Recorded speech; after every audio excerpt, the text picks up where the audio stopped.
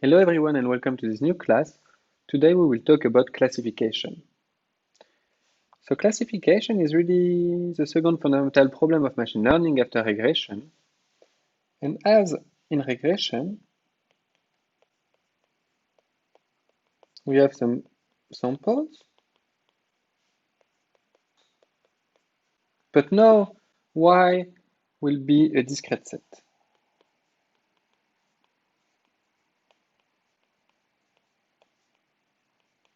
That's really the main difference. So for example, in the case of the binary classification, when we have two classes,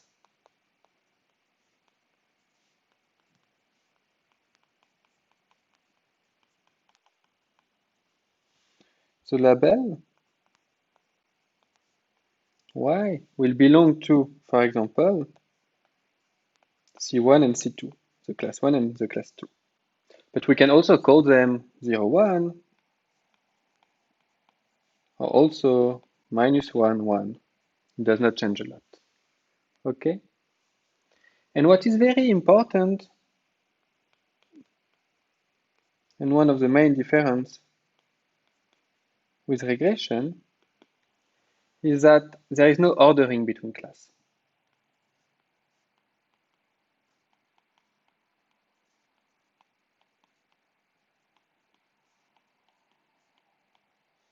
When you can call the class C1 0, you can call the class C2 0, it does not make any sense, any change. You can reorder them, okay? What is important if do you have, for example, if you have a disease and you want to do some classification on this, what will be important is do you have the disease or not? It's not important to know if C1 corresponds to the fact of having the disease, or it is C2 which will correspond to it. And so this is the case for binary classification, but there will also be the case of multi-class problem, where you will have several classes.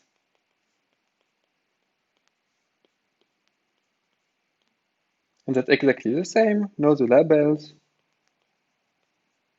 will belong to, for example, K-class. So C1, C2, to CK. And you can also call them, for example, 0, 1, 2, to K minus 1. Okay? So that's really like the binary classification. That's really like the classification setting.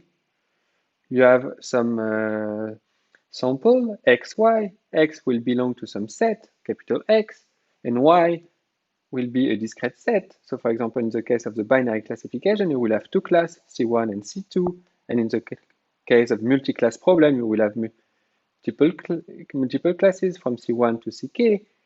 And what you want to learn is like to which classes belong the features X. That's really like the problem. And the first way to do this, so first maybe let's give some example. So what can we have as an example? So some simple example would be imagine that you have x1 and x2, and you will have some point, some cross, and maybe some circle here. So you will have two classes. The class 1 will be the cross, and the class 2 will be the circle, and you want to learn if now I give you a new point, for example, a point here, will it be a cross or it will be a circle? Or if I give you like a point here, will it be a cross or will it be a circle? That's really like the problem we are trying to do. And so what can be the example of this? It could be, for example, some image classification problem.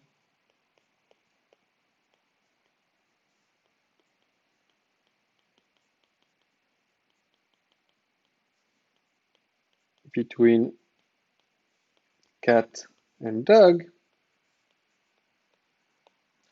Or also, for example, some spam detection problem.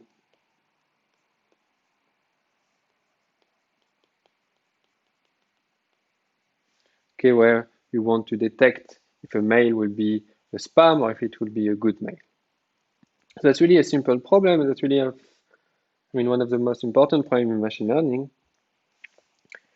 So what we will try to do now is like how it is possible to solve it, and maybe you could think that after what you have seen with Martin in the first lectures, one of the most intuitive way to do it will be you can do regression. Okay, because you can think that both these problems are very similar. You just, I mean, your label will be 0, 1, and then you can try to do a regression with that. So you have some data, you can run any regressor with the L2 loss. Okay, this will give you a prediction function, f of x, and then you can do some prediction with this function f of x. If f of x is larger than 1 over 2, then you can say that the class of x will be 1, and if f of x is smaller than 1 over 2, you can say that the class of x is 0. Okay? So that's really like the first idea you can have. So the first idea is just use regression with L2 loss.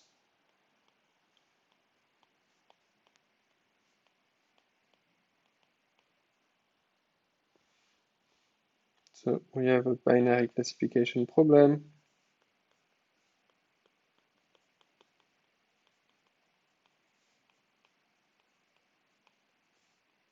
With two classes, 0, 1. And given some data,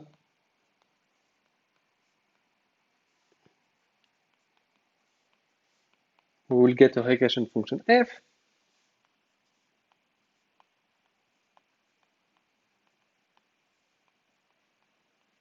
For example, by solving your least square problem. And then how you will do your prediction if f of x is larger than 1/2, then you predict 1, and if f of x is smaller than 1/2, then you predict 0. So that's really, one of the simplest way we can think of. And what we want to discuss now is that, is it a good idea? And if it's not a good idea, we want to see why it can be failing. And the main conclusion of this will be like to see why it's really different, to see why classification is a different problem from regression.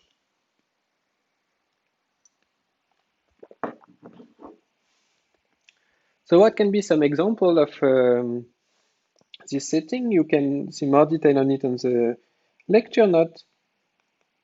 But the first example will be, we will get some credit card data.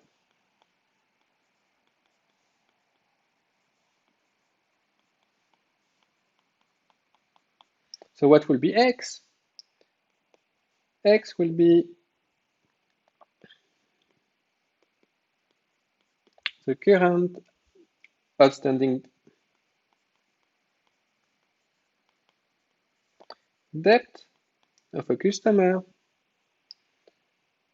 and y will be equal to 1 if the person will pay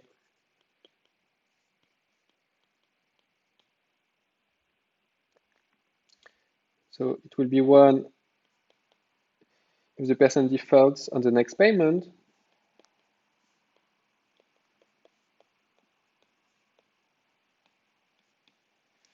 and y will be 0 otherwise.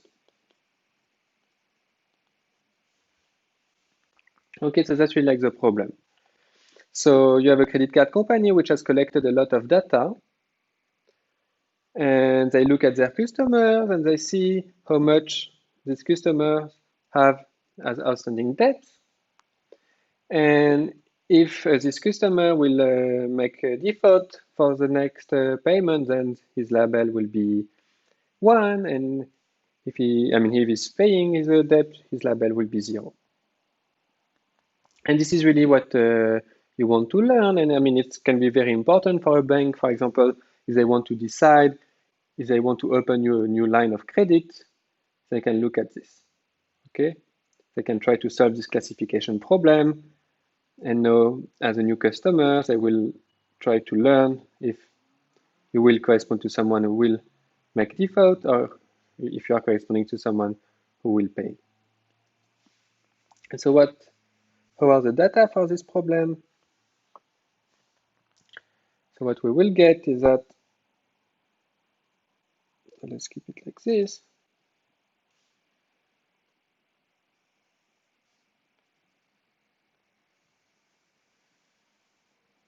So here we will have the depth, and then the y can take two values, can take the value 0 and the value 1. For example, maybe, if you don't have a lot of depth, then you are very likely not to make default. So you will have a lot of points here. And if you have more than a certain number of depth, then you are very likely to make default, so not to pay your bill. Okay, so that, the point kind of will look like this.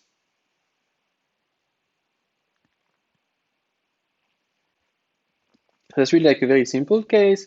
Usually people who have a small debt will typically pay their credit card. But then people who have a large amount of debt, then they will be more likely to default. And how we want to solve this is that we want to solve this by doing linear classification. So by doing linear regression. So what we have to choose is that we have to choose a linear regression slope. So we just have to, we just have to fit a line. And so to fit a line, we have to choose a slope and a shift. And so what we'll do the algorithm, it will exactly try to find the best linear fit. And for a model like this, typically, you will find a line like this. And so then how you will be able to do your prediction, then if you have a new point, for example here, then you will look at which value it corresponds here. So what will be very important is where is 1/2.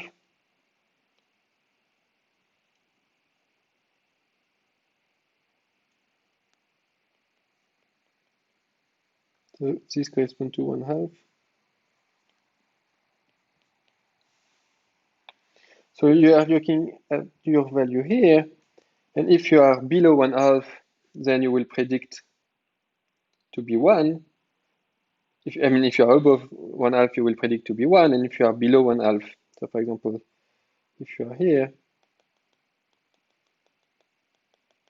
then your prediction would be clearly below 1/2, and you will predict to be 0. Okay? So this is how you will do. You have some data, you just fit the best least square line, and then you look at the value of f of x.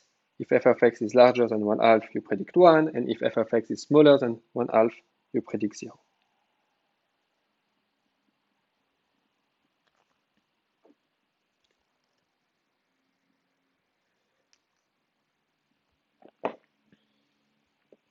So that exactly will be how you could solve the classification problem if the only thing you know was how to solve a regression problem. And now the question is, okay, maybe it looks like it can work, but what can happen? What can be bad? What can be the problem with that? So I think this is really what I would like you to think about is like try to understand why classification is not only a particular case of the regression problem. So this is what we will try to answer now. And so I can directly give you the answer, and then we will see it more in details. So why classification is not only particular case of regression,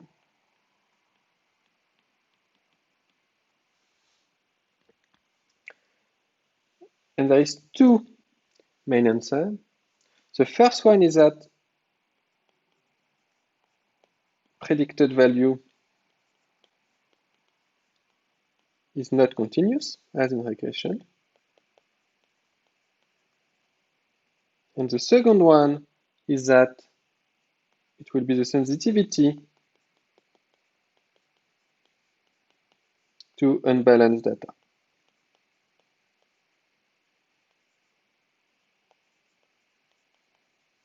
So let's first try to see that one. So now imagine we are looking at the same data.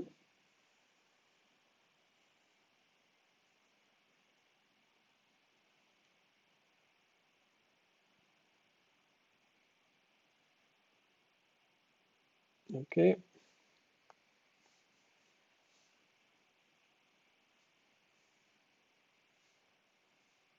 But I can remove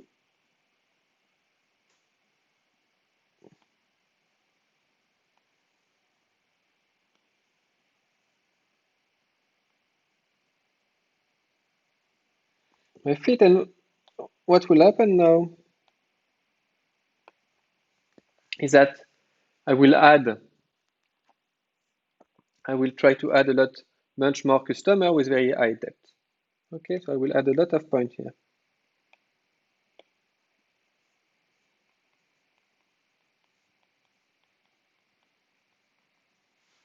So how this new point would change my fit? That's the question. So you see that if now you are still solving your least square problem, you will find something more like this.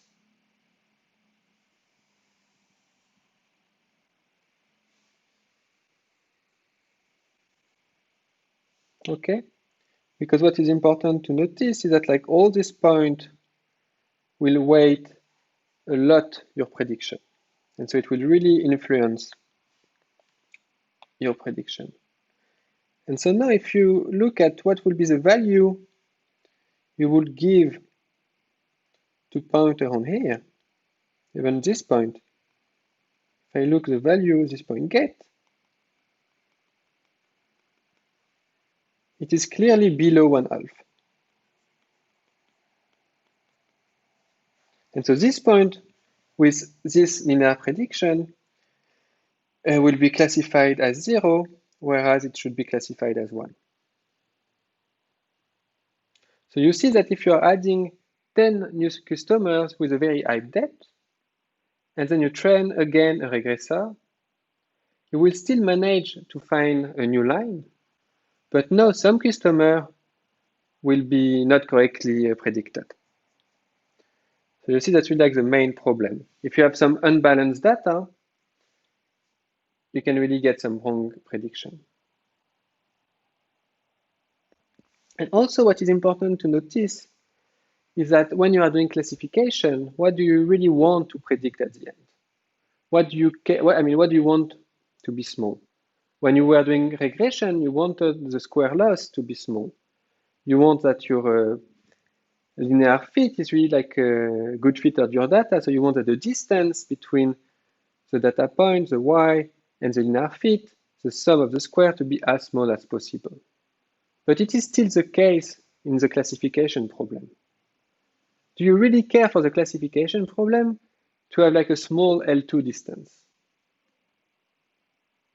No, this is not what you want. What you are really worried about is that you want to be as, you don't want to do a lot of mistake, okay? So you really want to correct as much correctly as possible, okay? So you see that doing regression with L2 loss in order to solve a classification problem is not like a good solution. It's particularly because the L2 loss is not very well suited to this problem. Because what you are really interested at the end is like the prediction, the probability of the error, and this is something which belongs to 0, 1. So you are not really interested in the L2 error. And because in particular, the problem is that there is a very little relationship. There is almost no relationship between the L2 distance and the probability to be wrong or to be correct. And in particular, something to notice is that if you look at the mean square error, it will count positive and negative deviation from the class label equally bad. But maybe only, I mean, one of them will only lead to misclassification. But the L2 error will not make any difference between them. So to conclude on this, what is important to get is that if by solving a classification problem, I mean, if you are trying to solve a classification problem by doing a regression, then if you get a small mean square error with this regressor, then it will be possible to show that the classification will be well solved. But then the opposite, you can have a huge mean square error with your regression, but still be able to classify very well with another problem. Okay. So what is, I mean, the main message is that really like using the L2 error for classification is not a good criteria to minimize.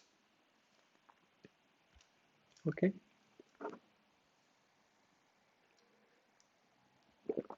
So that really show you that what we have to do is that kind of have to try to think a little bit more, and we have to see different way to solve the classification problem. And that's what we will do today. So we will introduce different methods, and we will present like the basic idea about it. We won't go too much into details. This will be the object of the following lectures. But we will really try to come to the basic ideas that people did come up in how to do classification.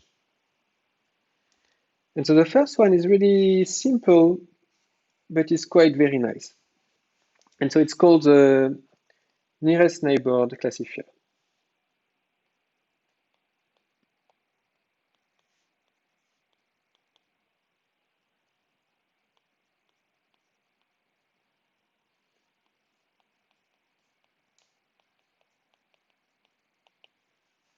Okay.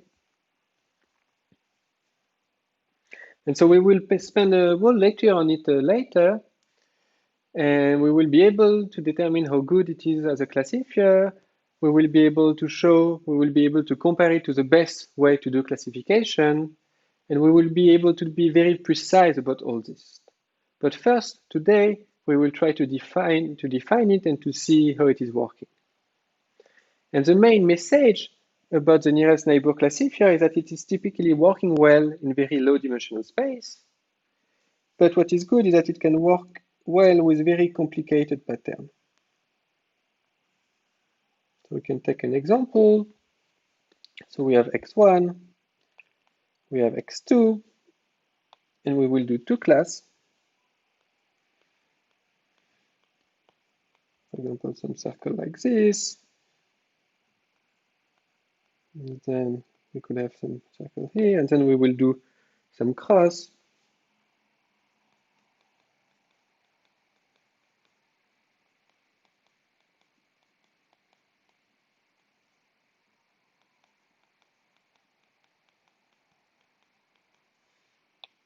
Maybe we can do some new circle here.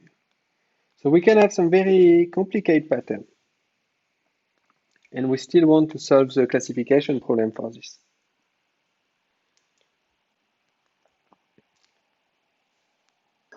So how can we do this? So, okay, you're observing this data, and what you want to know is that if I give you a new point, for example, here, or here, or here, or here, you want to be able to predict if it is a cross or if it is a circle. And so if you think a little bit more about what is the fundamental task of the classifier, is really try to separate the space in various decision regions. So you really want to split your space in between different regions, under which in one region you will only classify with circle, and then in the other region you will classify with cross. You can write this. So what is the fundamental task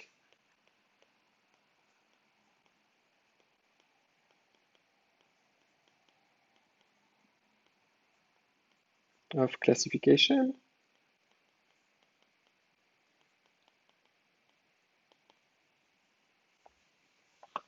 is to separate the space into different regions.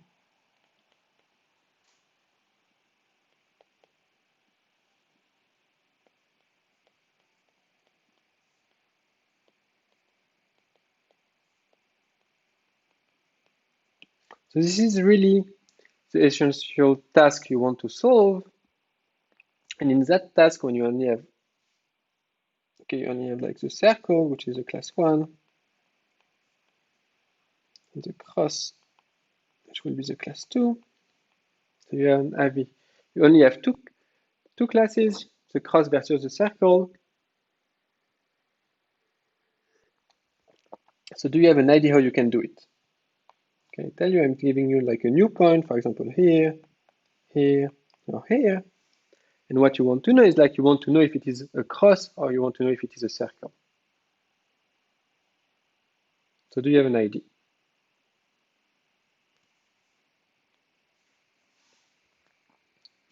What it is kind of natural to assume. I mean, you can assume that you hope that you will have some spatial correlation. You hope that if your new point is close to a lot of circle, then it will be a circle.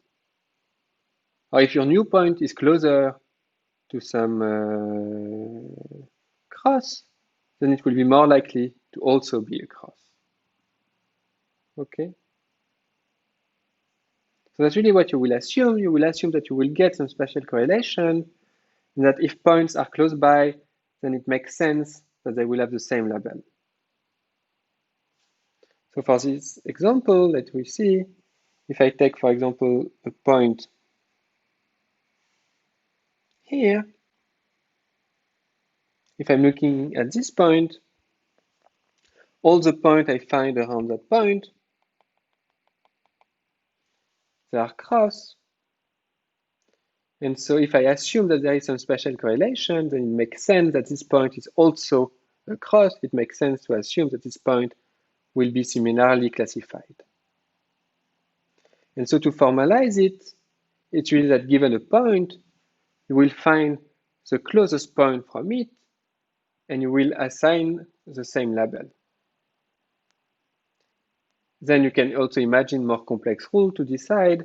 You can also maybe do a circle around your point and do a vote on this circle, and you can assume more complex forms of the circle.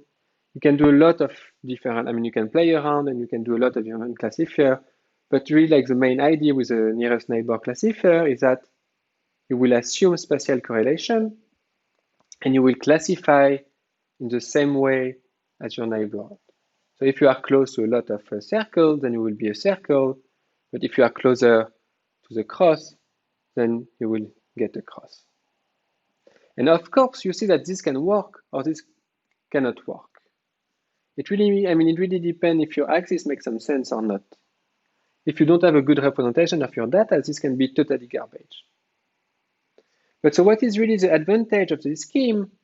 The main advantage you can directly see here is that you can get some very complex decision boundary.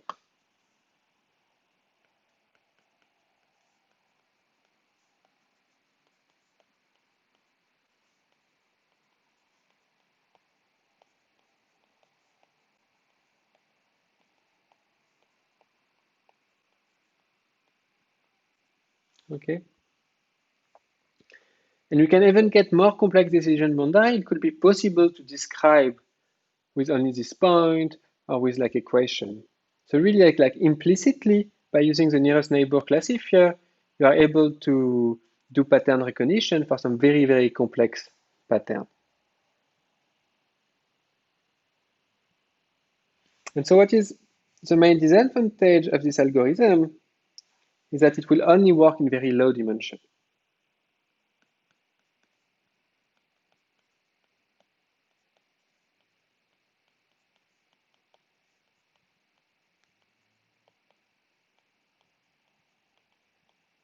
And so to see why, it will really work if it's possible to find a point close by, okay?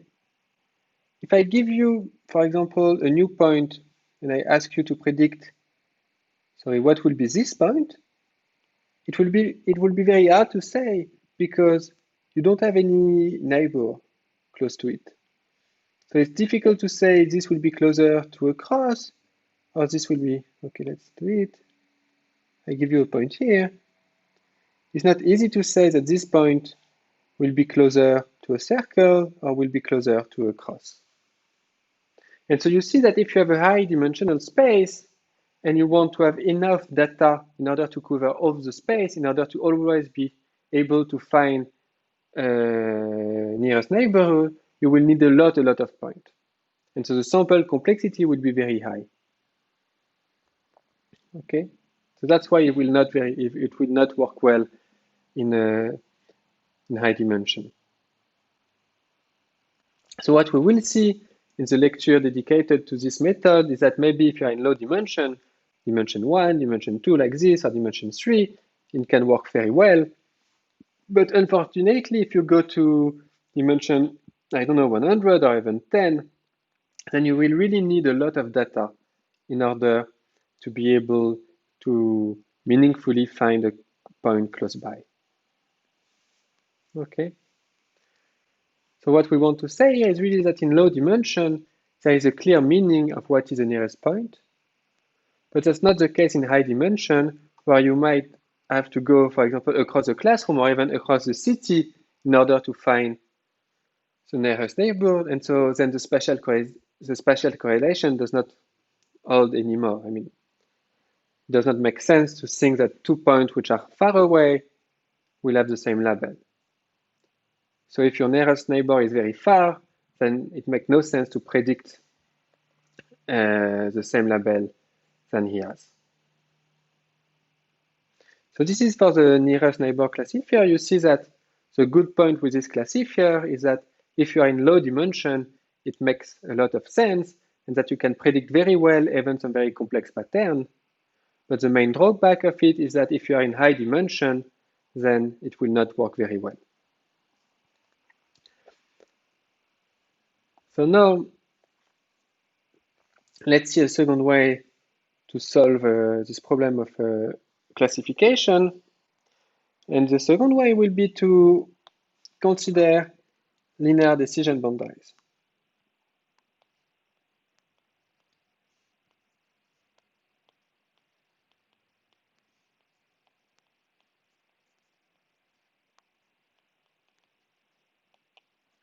That will be the second way of solving it.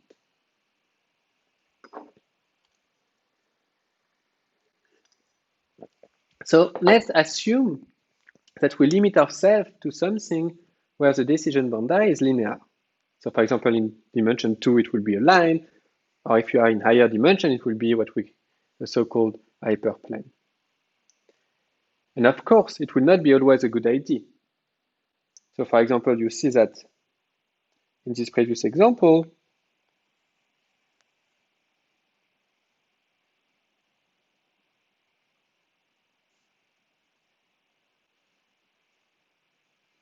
if I try to find the best linear separation boundary, maybe I will get something like this. And so you are not doing a good work. You are not separating well, you are not predicting well. You are making mistake for a lot of points. So for example, all these points will be badly classified and all that point will be badly classified. So you see that in a lot of cases, doing a linear decision boundary will be not a good idea, but maybe you can be blessed by high dimension and then you can assume that in high dimension, then your points will be more likely to be linearly separable. Okay.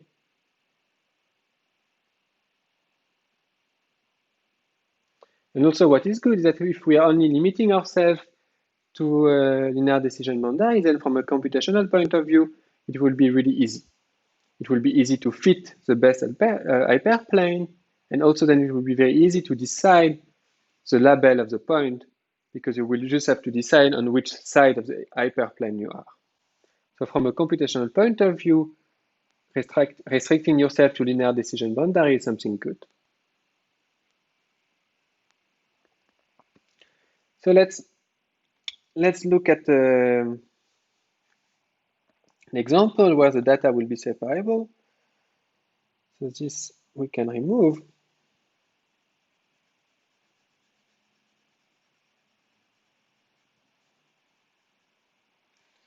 Let's do a new example.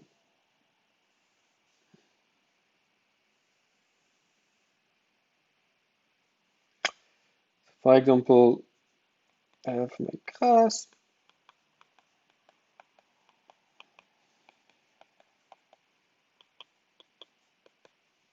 And I have my circle.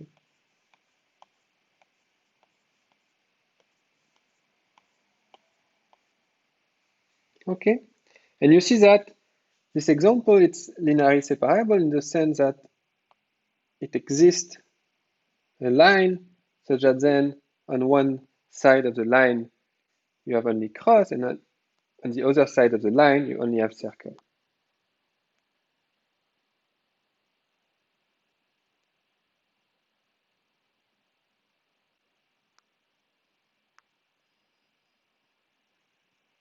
Okay.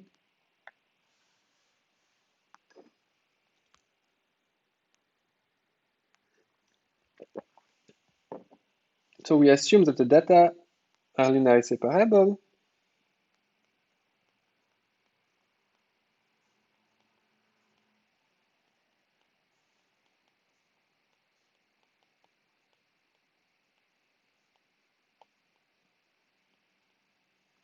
So the definition of this is really that it exists in a hyperplane such that all the circle are on one side of the hyperplane and all the crosses are on the other side of the hyperplane.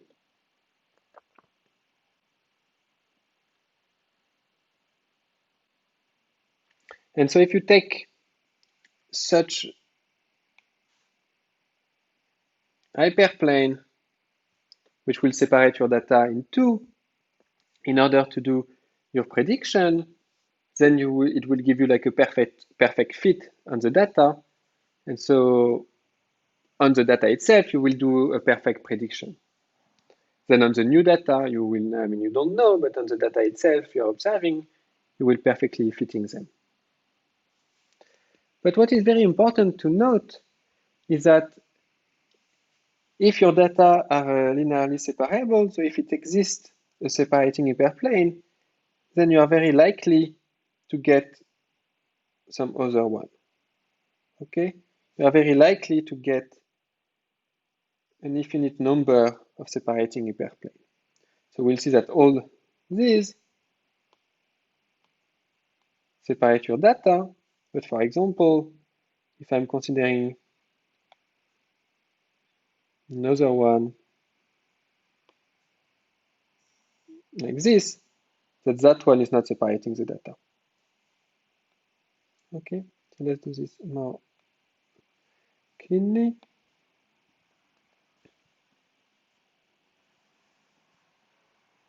So that one is separating hyperplane. That one too. That one too. But then the question is how you will be able to choose one. Okay? I mean, you have a lot of them, and imagine you want to find a way, an optimization way, to really determine which one of the separating hyperplane you have to pick. Okay, so remember, now we assume that the data are linearly separable. And if the data were not separately linearable, things would be a little bit more complicated, but I mean, we will still manage to go through it.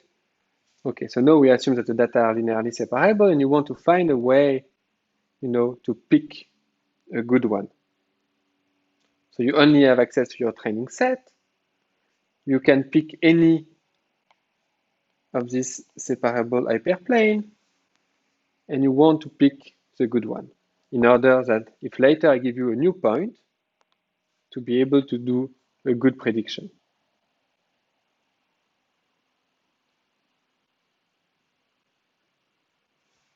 So what can you say? So what is the idea? The idea is that here you get a lot of data. So if you get a lot of points here, then you know that probably under the distribution of the data, then you will be very likely to get a lot of points here. So you are like kind of sure of your prediction here. But for that point, it's not so clear. Okay, probably you haven't seen the point which is the furthest to the right, which corresponds to cross. Or maybe that means that once in a while, you can find a point which will be a little bit further below. You don't really know for some point like this.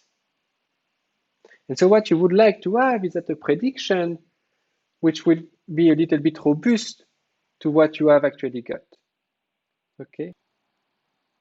Okay, so the question is, how can I pick a good classifier? And so to see that, let's try maybe to simplify a little bit the pictures. I will take one linear classifier, and what I will try to see is what is, okay, so we will try to define what is called the margin. So if I take a point, what I'm interested in is like the distance of this point to my hyperplane. Okay. So I look at all this distance. That point is here. Maybe that point will be here. And what I'm trying to look at is the minimal distance of all my correctly labeled points to the classifier. So for example, if I draw a new point, which will be here, then I see that this point will get the minimum distance to my linear classifier. And so it kind of makes sense to try to get a classifier which will maximize this minimum distance. Okay? And this distance, so this minimum distance, is what is called the margin.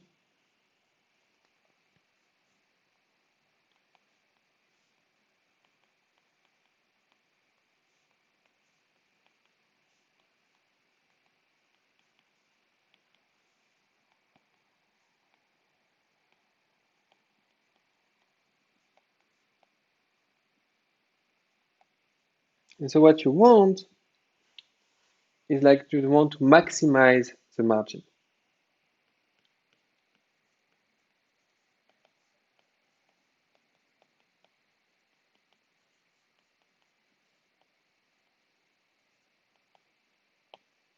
Okay?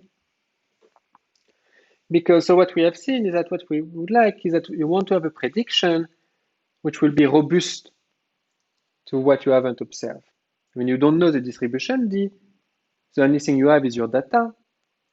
And so it really kind of makes sense of having a prediction which will try to maximize the distance between the point you are observing and the hyperplane. Like this, if this distance is maximized, then if you predict new point, which will be here or here, you are very likely to predict them correctly. And so this really leads to the idea of maximizing the margin. And this is what will be below the support vector machine. And this is something we will talk a lot about in the next course, in the next lecture. And so you really see that if you are doing something like this, then even if there is still some data which are a little bit closer to this separating hyperplane, then you will still make it right. And so you see that max margin classifier, if you compare it to the other separating hyperplane, then it will really it will really work in a better way. Okay. The problem, no, so we have seen that it's possible if you have assumed that your data are linearly separable. A good idea will be to take separating a hyperplane. we have seen that maybe the best one to pick, which will be the hyperplane, which will maximize the margin. So the margin, it is the minimum distance of the label point to the hyperplane. So you want to find the hyperplane which will maximize the margin. So this is a good idea. But no, you can, I mean, the next step, what it will be to say that maybe this assumption that your points are linearly separable, it's too strong. And that in a more general setting, it might not be the case. And so it won't be like really, you know,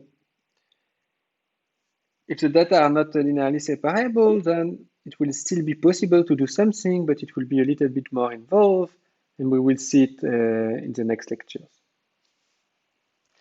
But still, you can have other examples where you can see that maybe doing linear separation is not the best idea, and that maybe you can try, you know, you want to do something a little bit more involved. So let's take an example. So for example, if you have some data set, which will be like this, where you get a lot of circle inside, but then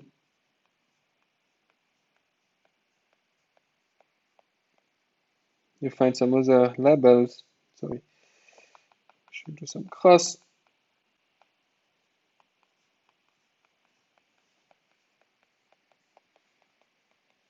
You have some cross outside. And so you clearly see that if you have some data set like this, then doing a linear separating hyperplane won't be a good idea. Okay. And so the next step will be obviously to try to use something which will be nonlinear.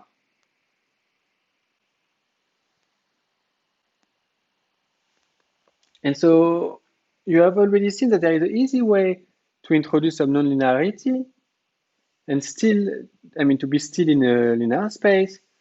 So do you remember how we can do this? Okay, so the question is, how is it possible to get an effective nonlinear classifier, but without really doing anything nonlinear?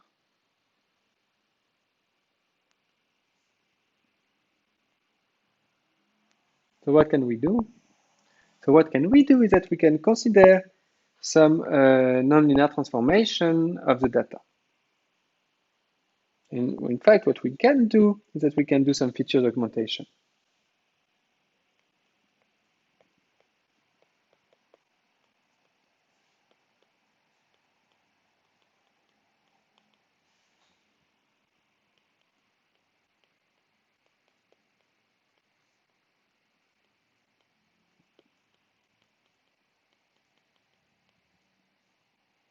So you have x, but maybe you can extend it to x squared, x power 3, and x power 4, for example.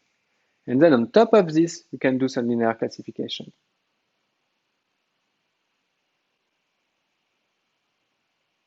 So now, if you look at the decision boundary in the augmented space, it will be linear, but then if you project back only to x, then it will be highly nonlinear. And you have some example about this in the note. And what is kind of interesting is that to some degree, it is exactly what a neural net is doing. You can really see a neural net as a like big black box, which will encode a nonlinear function, and then on top of it, you will do a linear classification problem. But what is nice with the neural net is that you are learning this nonlinear function from the data. So this is what is very nice. Whereas here, like with feature augmentation, you are imposing the way that you are augmenting the data. I mean, you are restricting yourself only to some polynomials. So the power of, the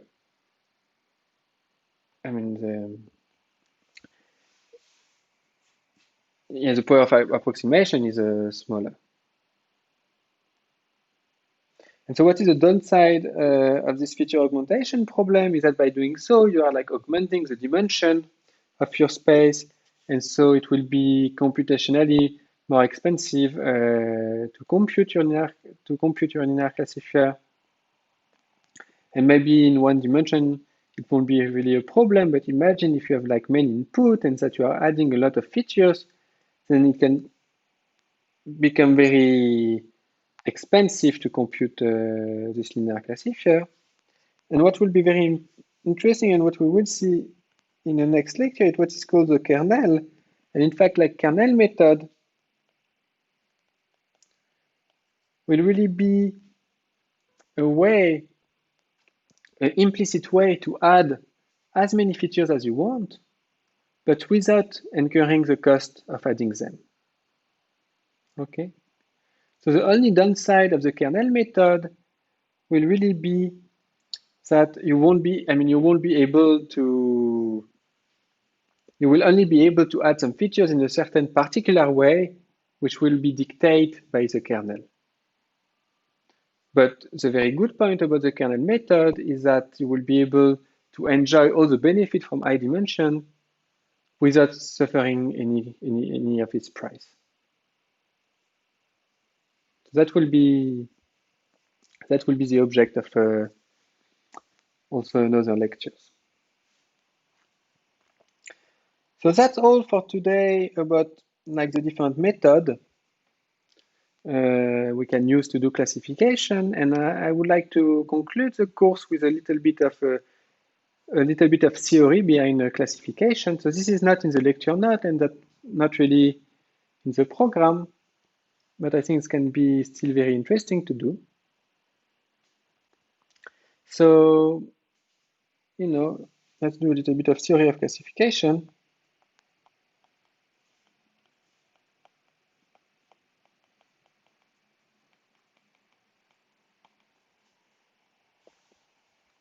So, if you think about classification, what we want to do is that we have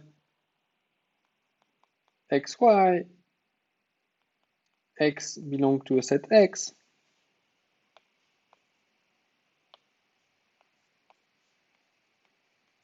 and y belong to a set Y, which will be equal here to 0, 1. And so what will be the loss function that in fact we are minimizing when we are doing classification? This is something that we have not defined. So what is the loss function?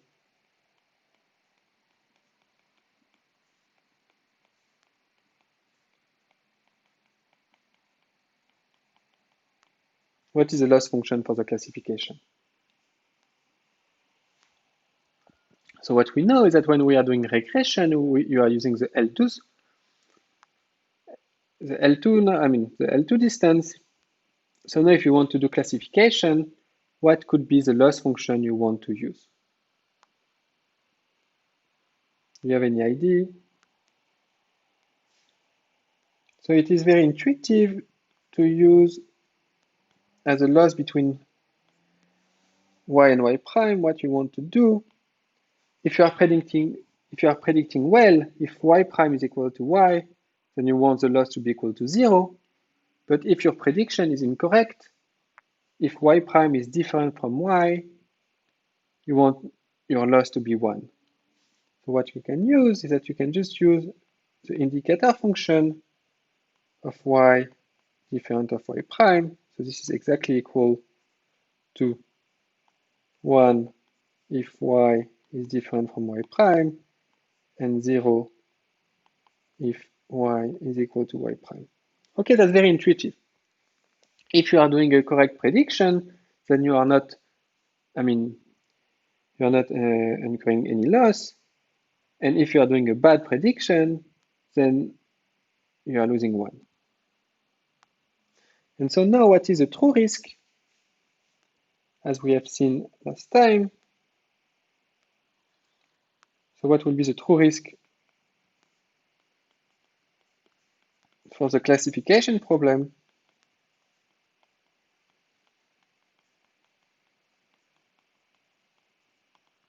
So it will be the expectation over the distribution D of your loss. So 1 that y is different of your prediction g of x. So this is what is called the prediction error. And so do you see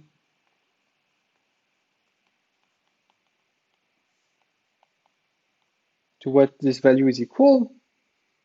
So it is the expectation of an indicator function. So you directly see that this is equal to the probability of making a mistake. It is exactly equal to the probability that y is different of g of x. And this is exactly what you want to minimize. You want to minimize the probability of making an error.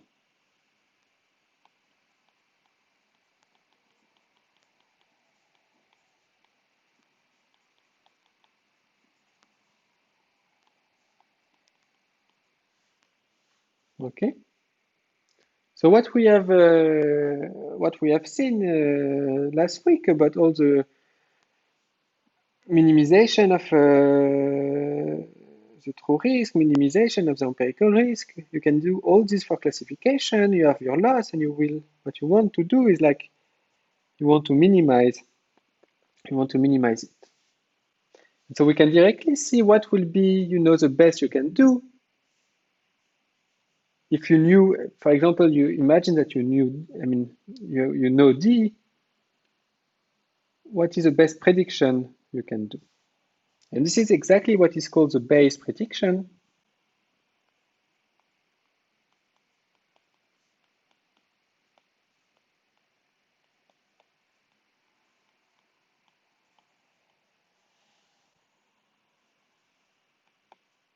So this is the Bayes predictor.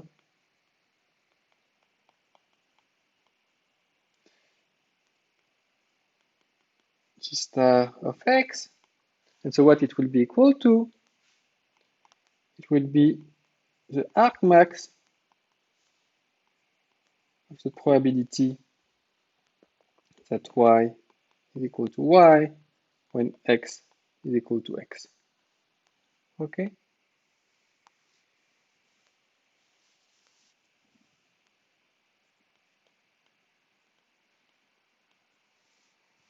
So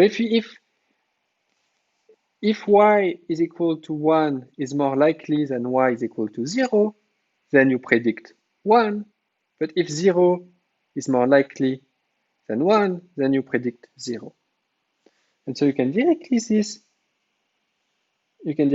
that G star will exactly equal to the argmin of the loss for G for any classification G from X to Y. Okay.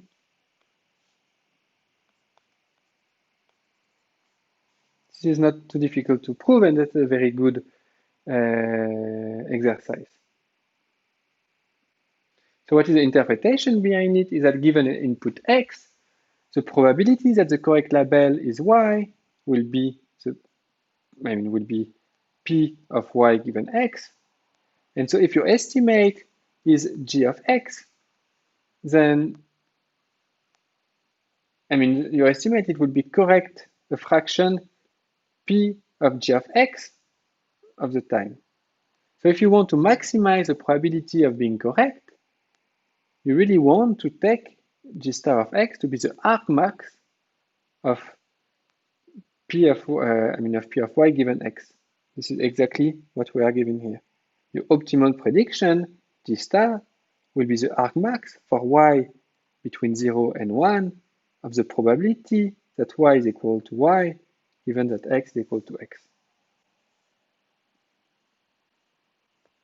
And what is very interesting is that you see that in the case that Y is equal to 0, 1, this is exactly equivalent as if you define the function to X.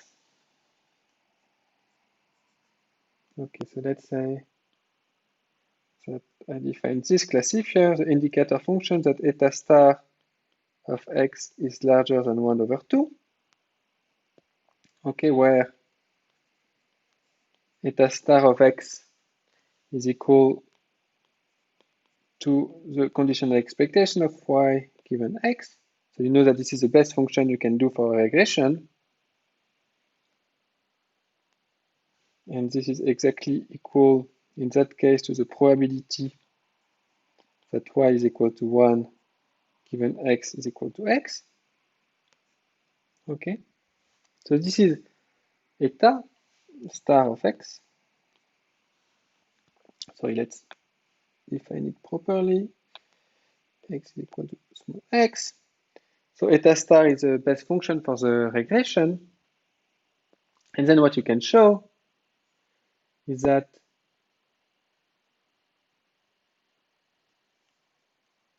G star is exactly the same. Okay, so you can say that G star x will be equal to the indicator that eta star of x is larger than 1 over 2. Okay, so let's see that again. What we have seen is that in the classification setting, the optimal prediction you can obtain is the so-called Bayes prediction, and it is defined as the argmax of the conditional probability of y given x. And what we have also seen is that if you define by eta star the conditional expectation of y given x, which is an optimal function for the regression problem, then you can obtain the Bayes prediction just by predicting 1 if eta star is larger than 1 over 2, or predicting 0 if eta star is smaller than 1 over 2. And we will conclude the class today by a theorem which will be about what we have seen so far, which will be about the connection between classification and regression. So let's take eta to be any regression function. So eta is a function from x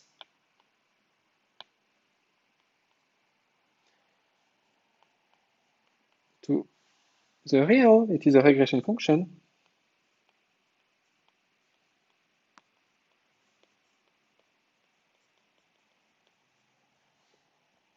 Then I can define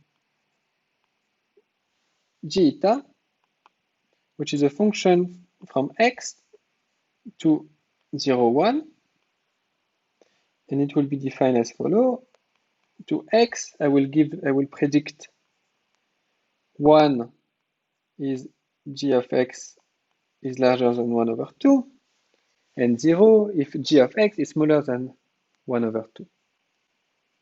And what we will see is that if the function eta is a good function for the regression problem, then the function g of eta will be a good function for the classification problem. So if we define LC, which will be the classification risk, so it will be my expectation under the distribution of the data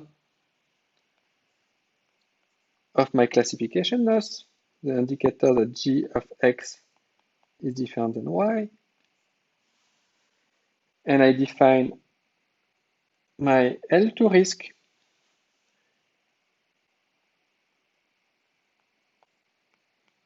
which is the expectation under the distribution of the data of my square norm, y minus eta of x.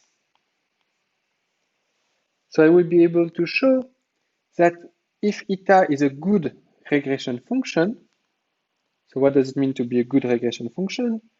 That means that the distance between my L2 risk between eta and the best you can obtain, which is eta star. So if this value is small, then it will imply that you are a good regression you have a good classification method. So this will imply that the L classification risk between g of eta minus L classification of G star will be small. And so in fact, this will be smaller than 2 times the square root. Okay.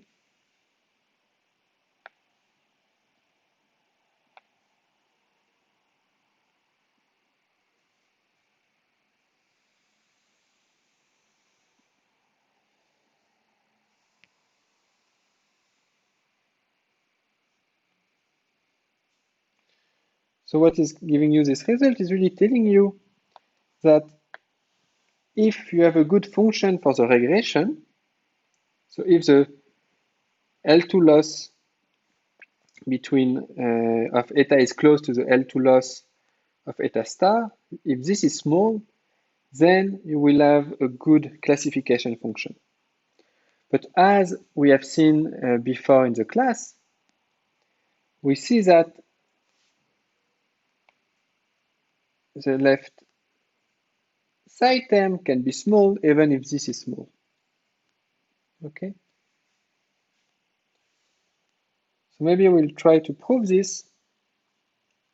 So this is really optional. So if you're not interested, you can stop the video now.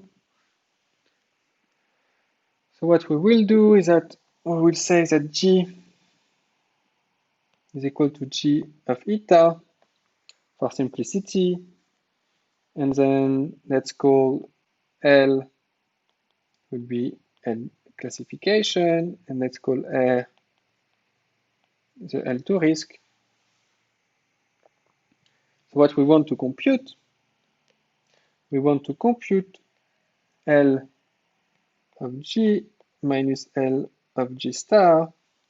And so this is exactly equal to the expectation under the distribution of the data D of the indicator of G of X different from Y minus the indicator of G star of X different from Y. Okay. And so then what you can do is that you can separate the expectation of in two. So you can take first the expectation from X following dx, and then the expectation from Y following d of Y given X. Okay? You are using the tunnel property of the expectation, and then this is exactly equal to the same inside. So the expectation, the indicator function of G of X different from Y minus indicator function of G star of X different from Y. Okay, so for now I have done nothing. I have just like used the tunnel property to split into the expectation. And now I can condition of the value of Y. So this is exactly equal to the probability under dx of eta star of X times indicator of 1 different from G of X minus indicator of G star of X different from 1 times 1 minus eta star of X of indicator of 0 different from J of X minus indicator of 0 different from J star of X. Okay, so why? Because it is because by definition, eta star of X is equal to the probability that Y is equal to 1 when X is equal to X. Okay, so you are just saying that the expectation, when you are taking the expectation of this with respect to Y, this is the probability that Y is equal to 1 times the value of this function when Y is equal to 1, plus the probability that Y is equal to 0, which is 1 minus eta star of X, times the value of the function when Y is equal to 0. Okay, so for now there is nothing to complicate. So then we will show that this is equal to the expectation with respect to dx times the expectation of g of x is different from g star of x. I'm conditioning by this event. And if I'm doing this, what do I get inside? I will get 2 times eta star of x minus 1 times expectation of g star is equal to 1. So indicator of g star of x is equal to 1 plus 1 minus 2 eta star of x times indicator of g star of x is equal to 0. So why so? Is that what you can see is if g of x is equal to g star of x, so if g of x is equal to g star of x, then this indicator will be equal to this indicator, and also these two indicators will be the same. So when g of x is equal to g star of x, these two terms are equal to 0. Okay, so you can just add this indicator function. It will not change anything because you can always add 1 plus the other indicator, and the other indicator will be equal to 0. So now you have condition on the fact that g of x is different from g star of x. And so what do you see is that then you can assume that g star of x is equal to 1. Okay? So what happens if g star of x is equal to 1? So if g star of x is equal to 1, you get here 0, and so this will be equal to 1, and so you get eta star here. And what you will get here, g star is equal to 1, so this is equal to minus 1, and this is equal to 0. So you will get minus this. So you will get eta star of x minus 1 minus eta star. This is exactly giving you 2 eta star minus 1. Okay? And now if you're assuming that g star is equal to 0, then this first term will be equal to minus 1, and this second term will be equal to 1, and so you will get 1 minus 2 eta star of x. Okay? So this is how you get this second inequality.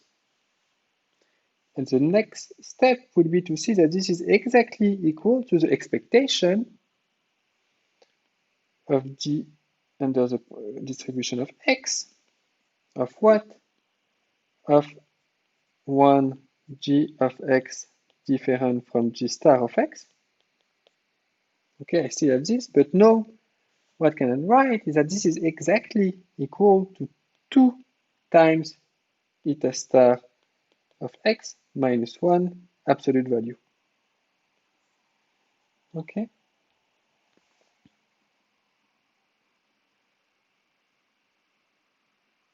So how do you get this?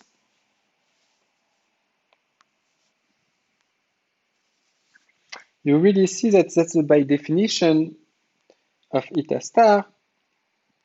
If g star the x is equal to 1, that means that eta star is larger than 1 over 2. So that means that this term is positive. Okay.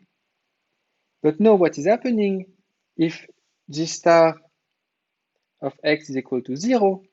That means that eta star of x is smaller than 1 over 2. And so that term is also positive. So that exactly means that this is the absolute value of 2 eta star of x minus 1. Okay? Because this is equal to this when g star is equal to 1, and this is equal to this when g star of x is equal to 0. We exactly get this inequality. And so now what we will see is that by definition,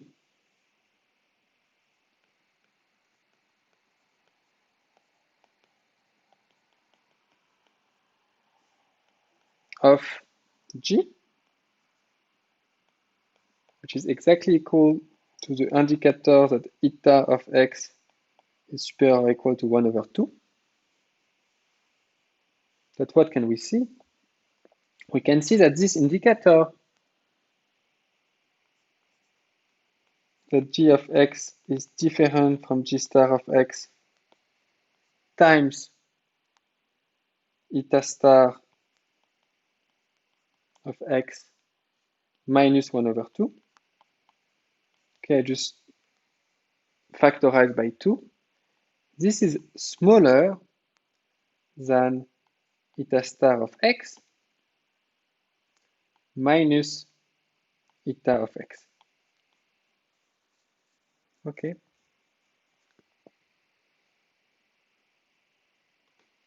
Okay, so why? It's because you know that g star of x is different from g of x. So that means that if eta star of x is larger than 1 over 2,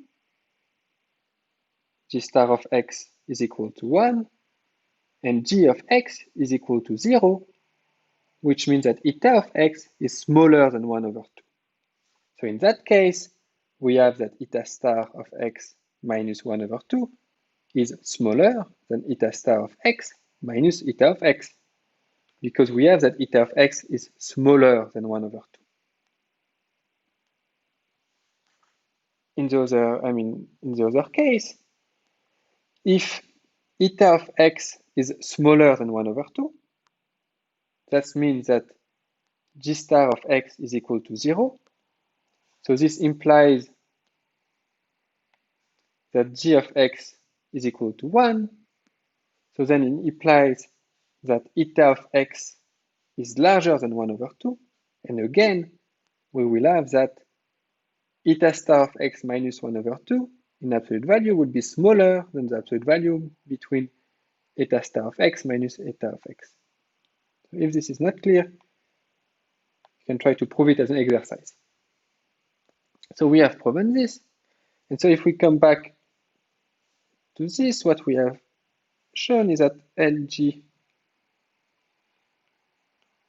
minus L of G star was smaller than 2 times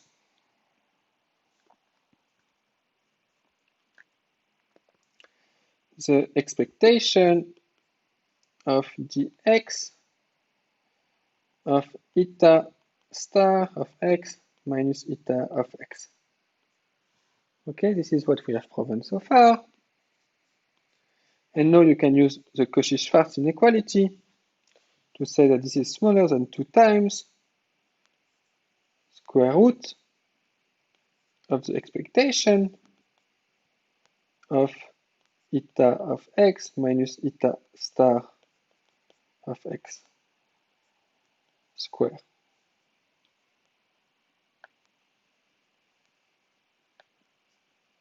Okay, so you get this result.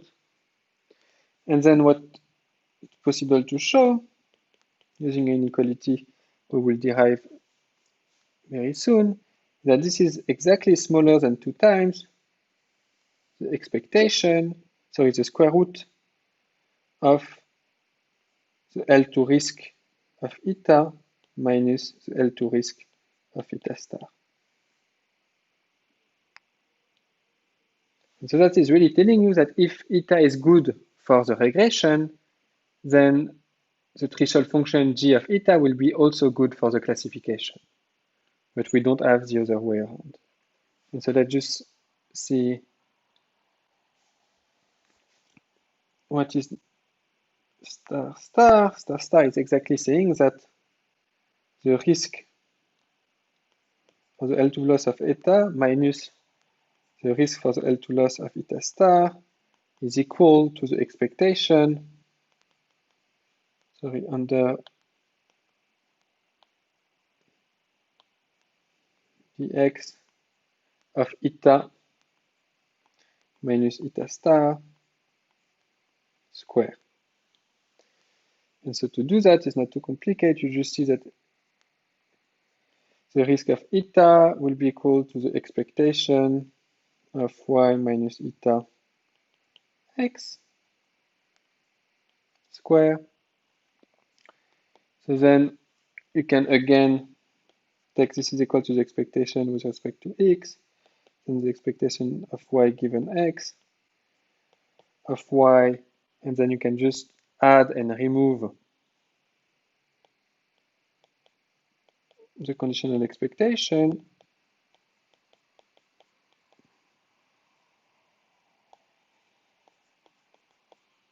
Okay, so far I have done nothing.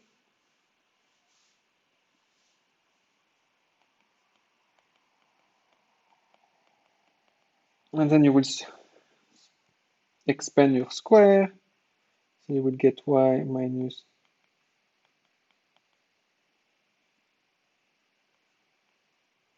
okay plus expectation of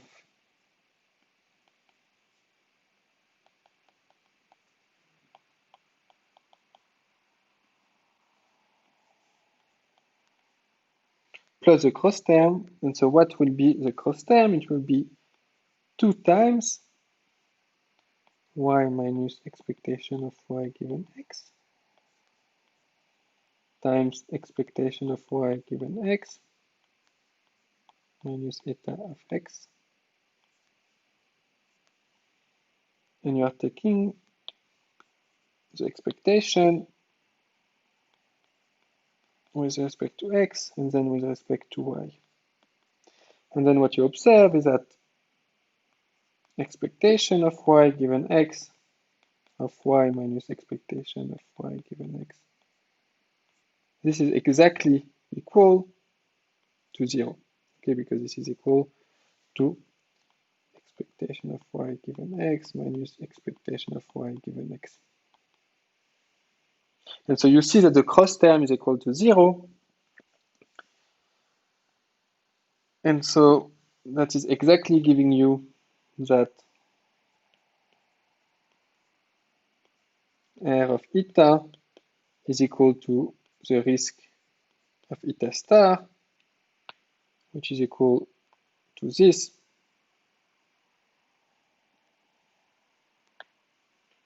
plus the expectation with respect to the x of eta minus eta star. Okay, so using this inequality, then you get the final result. Okay. So that's all for today. So if we want just to do a quick summary of what we have seen today, the lecture was about classification. So we have defined the setting of classification where you have like some class and you want to predict to which class belong your data. So we have seen that it's possible to have some binary classification problem where you have 2 classes, or to have some multiple classification problem when you have like multiple class. What is very important with classification is that there is no order between the class. It's just like some abstract object. It's like C1, C2 is like dog or cat. It's like spam, non-spam. I mean, it's not I mean, if you call it 0 and 1, or if you call it like 10 and 20, it does not change anything. Okay, it's really some abstract label. And so then what we have seen is that it was possible to solve the classification problem using some regression methods. But we have also seen that it was not always a good idea and that it can have some drawback. And that really like the classification problem is not just like a particular example of regression. And so then we have defined and we have introduced several methods in order to solve a classification problem. The first of this method was the nearest neighbor method, which was very good in a low dimension,